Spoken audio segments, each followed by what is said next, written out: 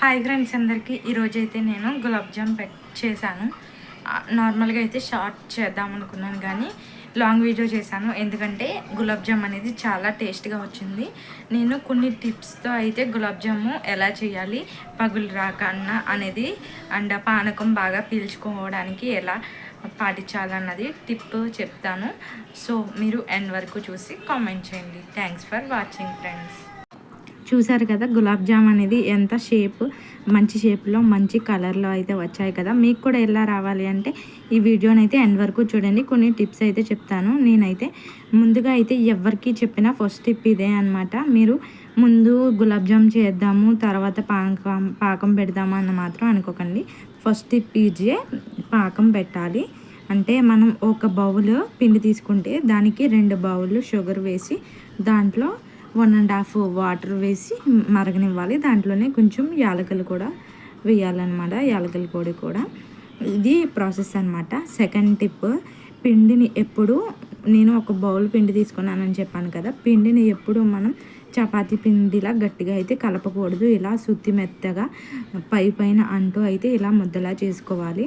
సాఫ్ట్గా అనేది ఉండకూడదు, కొంచెం మెత్తగా చేతులకు అంటుకునేలా అయితే ఉండాలి. తర్వాత ఇలా కచ్చేపు మూత వేసుకోవాలి, తడిగా ఉన్న కచ్చేపుని. ఇది సెకండ్ టిప్ అనమాట. తర్వాత పాకం అయిపోయింది కదా, ఇప్పుడైతే చిన్న చిన్న బాల్స్లా చుట్టుకోవాలి. ఇంత చిన్న ముద్ద తీసుకుని చేరియ మధ్యలో పెట్టుకొని ఇలా రౌండప్ చేస్తే మనకైతే బాల్ అనేది రెడీ అవుతుంది. ఇలా అన్నీ చేసుకొని ఆ టవల్ని అయితే తీయకూడదు, అసలు తడిగా ఉండాలి టవల్. ఇది థర్డ్ టిప్. ఇది మాత్రం మర్చిపోకుండా ఉంచండి. ఇలా మనం ఉంచడం వల్ల మనకి పగుళ్ళు అయితే రావు. ఇదే అనమాట పగుళ్ళు రావడానికి కారణం. నేను కూడా ఫస్ట్లో నాకు కూడా పగుళ్ళు వచ్చాయి. సో నేను ఇప్పుడు ఇంకా ఇంప్రూవ్ చేసుకుంటూ అయితే చేస్తున్నాను అనమాట. ఇలా మీకు ఎన్ని బాల్స్ వస్తే అన్ని బాల్స్ అయితే చేసుకొని పక్కన పెట్టుకోండి. నాకైతే ఎన్ని బాల్స్ వచ్చాయని కౌంట్ అయితే చేయలేదు, కానీ చాలా బాల్స్ వచ్చాయి. కానీ కలర్ఫుల్గా కూడా వచ్చాయి. మీరు కలర్ఫుల్గా రావాలి, రౌండ్గా రావాలనుకుంటే మీరు ఈ ప్రాసెస్ అయితే కంపల్సరీ పాటించండి. ఇలా ఒక ముద్ద తీసుకుని మన చెయ్య మధ్యలో పెట్టుకొని ఇంకొక చేత్తో రఫ్ చేస్తూ రౌండప్ చేయాలన్నమాట. ఇలా చేసిన వాటికి కూడా మీరు క్లాత్ కప్పుతూ ఉండాలి. ఒక 4 అయిపోయాయా, ఇప్పుడు కచ్చిప్ని ఈ కూడా క్లాత్ కప్పి ఉంచాలన్నమాట. ఇలా అయితే అన్నీ చేసేసుకుని దాని మీద అయితే క్లాత్ కప్పి ఉంచండి. నేను అన్నీ చేసేసుకున్నాను. ఇప్పుడైతే క్లాత్ కప్పి పక్కన పెట్టేసా.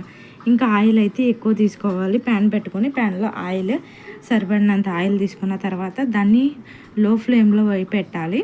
తర్వాత మనం తీసుకున్న బాల్స్ని టవల్ తీసి ఒక్కొక్కటిగా వేసుకోవాలి. అవి వేసినప్పుడు అయితే అస్సలు సియ్యమనకూడదు, ఇలాగే ఉండాలన్నమాట. అసలు పొగలు రాకూడదు, ఎక్కువ హీట్లో ఉండకూడదు అనమాట. ఇలా ఉన్న తర్వాత ఇవి పైకి తేలేంత వరకు మనం అయితే గరిట పెట్టకూడదు. ఇది ఫోర్త్ టిప్ అనమాట. ఇలా అవి పైకి తేలే వరకు అయితే గరిట పెట్టకండి. అవి కొంచెం పైకి తేలుతాయి మనం ఆయిల్లో వేసిన తర్వాత. ఇప్పుడు చూపిస్తాను, వీడియోలో చూడండి. అలా తేలినప్పుడు అయితే చూసారా పైకి చాలా పైకి తేలినాయి కదా. ఇప్పుడు మనం లైట్గా స్ప్రెస్ చేస్తే అన్నీ పైకి తేలుతాయి అన్నమాట. ఇలా తేలిన తర్వాత మనం గరిటి ఇలా తిప్పుతూ ఉంటే అవి బాగా ఎగుతాయి అన్నమాట. అన్నీ ఒకే కలర్లో అయితే వస్తాయి. ఇలాగా అన్నీ ఒకే కలర్లో రావాలంటే గరిటెని ఇలా పెట్టుకొని ఇలా రౌండప్ చేస్తూ అయితే తిప్పుతూ ఉండాలి. అప్పుడు మనకి బాగా వస్తాయి. ఇది 5th టిప్ అనమాట. ఓకేనా. ఇలా మనం అస్సలు పక్కకు అనేది వెళ్ళకుండా అవి రెడీ అవ్వే వరకు అయితే వాటి దగ్గర ఉండి ఇలా రెడీ చేసుకోవాలి.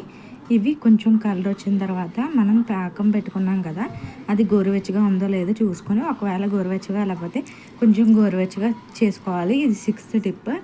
తర్వాత వీటిని స్లోగా అయితే తీసుకొని ఆ పాకంలో అయితే వేసేయాలన్నమాట ఫ్రెండ్స్.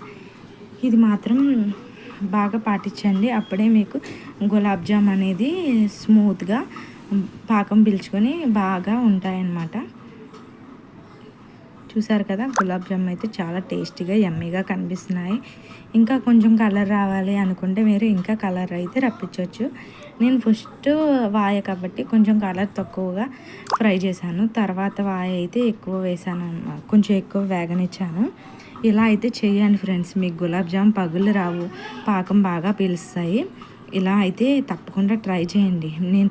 నేను చెప్పినట్టు ట్రై చేస్తే మీకు గులాబ్ జాము ఎప్పుడు చేసినా ఎవరికి అయినా పెట్టడానికి అయితే చాలా టేస్టీగా వస్తాయన్నమాట. ఇంకా నెక్స్ట్ పార్ట్ అంటే ఇంకొక రెండవ విడత కూడా వేసేసుకుంటున్నాను నేను. ఒకటి వేసేసాను కదా, ఇప్పుడు దాంట్లో ఎక్కువ అయితే వేయకండి, సమానంగా అయితే గులాబ్ జాములు వేసుకొని ఫ్రై అవ్వనివ్వాలి లైట్గా. సో ఇది ఫ్రెండ్స్ ఈరోజు వీడియో, మీకు అర్థమైంది కదా. ఈ విధంగా అయితే ఎప్పుడు గులాబ్ జామున్ చేసుకోండి, టేస్టీగా వస్తుంది. ఎప్పుడైనా మీరు భోజనాలు పెట్టినప్పుడు అయితే ఇలా సర్వ్ చేయండి. నిజంగా అయితే మిగిలిన పొగడ కన్నా ఎవరైతే ఉండలేరు.